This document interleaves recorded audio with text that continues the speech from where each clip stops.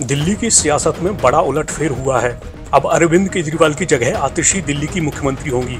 दरअसल हाल ही में जमानत पर जेल से निकले केजरीवाल का कहना है कि अब वो मुख्यमंत्री की कुर्सी पर तभी बैठेंगे जब जनता उन्हें चुनाव में ईमानदारी का सर्टिफिकेट दे देगी।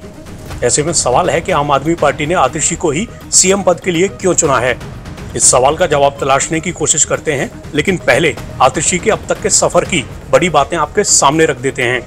जब आम आदमी पार्टी से प्रशांत भूषण और योगेंद्र यादव बाहर निकले थे, तब माना जा रहा था कि आतिशी की किस्मत भी डगमगा जाएगी, क्योंकि उन्हें इन दोनों नेताओं के करीब माना जाता था। ये वो वक्त था जब पार्टी ने उन्हें प्रवक्ताओं की लिस्ट से हटाने का फैसला भी कर लिया था, क्योंकि पार्टी को डर था कि आतिशी भूषण और यादव का ही साथ देंगी। हालांकि कुछ ही दिनों में आतिशी ने इन दोनों नेताओं को लेटर लिखा, जिसमें उन पर मतभेदों को दूर करने की कोशिश न करने का आरोप लगाया। आतिशी ने जनता के सामने खुलकर केजरीवाल का पक्ष ले लिया। फिर आतिशी ने शिक्षा विभाग में मनीष सिसोदिया के सलाहकार के रूप में काम करना भी शुरू कर दिया। आतिशी ने दिल्ली की शिक्षा व्यवस्था में बदलावों के लिए सिसोदिया की मदद की। आम आदमी पार्टी लगातार अपनी दिल्ली सरकार में शिक्षा के क्षेत्र में बड़े बदलावों का दावा करती रही है। सिसोदिया के सलाहकार के रूप में आतिशी का कार्यकाल साल 2018 में खत्म हो गया था, जब केंद्रीय गृह मंत्रालय ने दिल्ली सरकार द्वारा 10 सलाहकारों की नियुक्ति पर आपत्ति जताई थी। मंत्रालय ने कहा था कि इसमें उचित प्रक्रिया का पालन नहीं किया गया था। हालांकि तब तक आतिशी आम आदमी पार्टी में एक महत्वपूर्ण शख्सियत बन गई। वो पार्टी में एक ऐसे ग्रुप का हिस्सा बन गई जो नीति तय करने और लागू करने पर काम करता था। 2019 के लोकसभा चुनाव में आम आदमी पार्टी ने आतिशी को पूर्वी दिल्ली से बीजेपी के गौतम गंभीर के खिलाफ मैदान में उतारा था। वो हार गई, लेकिन एक साल बाद जब पार्टी ने उन्हें दिल्ली विधानसभा चुनाव के लिए कालकाजी से मैदान में उतारा, तो उन्होंने जीत हासिल की।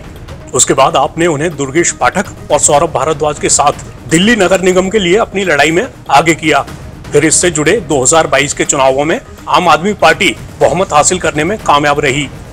जेल होने की वजह से जब मनीष सिसोदिया और सत्येंद्र जैन ने दिल्ली सरकार के मंत्रिमंडल से इस्तीफे दे दिए, तब सौरभ भारद्वाज के साथ आतिशी को मंत्रिमंडल में जगह मिली। आतिशी ने लगातार सिसोदिया और अरविंद केजरीवाल की भरोसेमंद नेता के तौर पर काम किया है।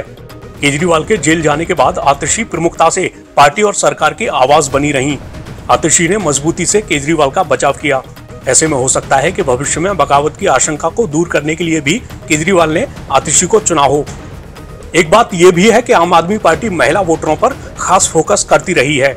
ऐसे में एक महिला मुख्यमंत्री का होना चुनाव में उसके और काम आ सकता है। आम आदमी पार्टी की वेबसाइट पर आतिशी के बारे में कई जानकारियां दी गई हैं। मसलन प्रोफेसर विजय कुमार सिंह और तृप्ता वाही के घर जन्मी आतिशी ने दिल्ली के स्प्रिंगडेल स्कूल से शुरुआती पढ़ाई की थी। आतिशी ने सेंट स्टीफेंस कॉलेज में इतिहास की पढ़ाई की। बाद में वो मास्टर डिग्री हासिल करने के लिए ऑक्सफोर्ड यूनिवर्सिटी चली गईं। कुछ साल बाद उन्होंने एजुकेशनल रिसर्च में रोड्स स्कॉलर के रूप में ऑक्सफोर्ड से अपनी दूसरी मास्टर डिग्री हासिल की। आम आदमी पार्टी के मुताबिक आतिशी ने मध्य प्रदेश के एक छोटे से गांव में 7 साल बिताए हैं, जहां वो जैविक खेती और प्रगतिशील शिक्षा प्रणालियों से जुड़ी थीं। आतिशी 2013 के विधानसभा चुनाव के लिए आम आदमी पार्टी की मैनिफेस्टो ड्राफ्ट कमेटी की सदस्य भी थीं। उन्होंने गठन के शुरुआती फेज में पार्टी की नीतियों को आकार देने में महत्वपूर्ण भूमिका निभाई थी। अब भविष्य में आतिशी की नई भूमिका पर निगाहें रहेंगी, खासकर ऐसे समय में जब आम आदमी पार्टी चुनौती भरे वक्त से गुजर रही है। आतिशी को लेकर अब सियासी बयानबाजी भी तेज हो गई है। बीजेपी के साथ साथ राज्यसभा सांसद स्वाति मालीवाल ने भी आतिशी पर तीखा हमला बोला है। चलिए एक एक करके आपको कुछ बयान सुना देते हैं। मजबूरी में बनाया है अरविंद केजरीवाल ने, क्योंकि अरविंद केजरीवाल चाहकर भी अपनी मन मर्जी का मुख्यमंत्री नहीं बनवा सके। आतिशी को सारे विभाग दिए गए मनीष सिसोदिया के कहने पर, और मनीष सिसोदिया के दबाव में ही आतिशी को मुख्यमंत्री बनाया गया है। और मैं फिर कह रहा हूं कि चेहरा बदल गया है, लेकिन आम आदमी पार्टी का करैक्टर जो है, भ्रष्टाचारी करैक्टर, वो वहीं का वहीं है और दिल्ली की जनता उस भ्रष्टाचार का हिसाब मांग रही है। आज दिल्ली के लिए एक बहुत दुखद दिन है। आज दिल्ली की मुख्यमंत्री एक ऐसी महिला आतिशी मार्लेना जी बनने जा रही हैं, जिनके अपने परिवार ने आतंकवादी अफजल गुरु को फांसी की सजा से बचाने के लिए एक लंबी लड़ाई लड़ी। उनके अपने माता पिता ने कई बार राष्ट्रपति जी को मर्सी पिटिशंस, दया याचिकाएं भेजी कि अफजल गुरु को फांसी ना हो, कि अफजल गुरु निर्दोष हैं, कि अफजल गुरु सिर्फ एक राजनीतिक साजिश का शिकार बन गए। ये कितनी गलत बात है। आज आतिशी मार्लेना जी मुख्यमंत्री बनेंगी, लेकिन हम सब जानते हैं कि वो सिर्फ और सिर्फ एक डमी सीएम, एक कठपुतली मुख्यमंत्री बनेंगी। लेकिन फिर भी ये मुद्दा बहुत बड़ा है, क्योंकि वो मुख्यमंत्री बनेंगी और ये मुद्दा सीधे सीधे दिल्ली और देश की सुरक्षा से जुड़ा हुआ है।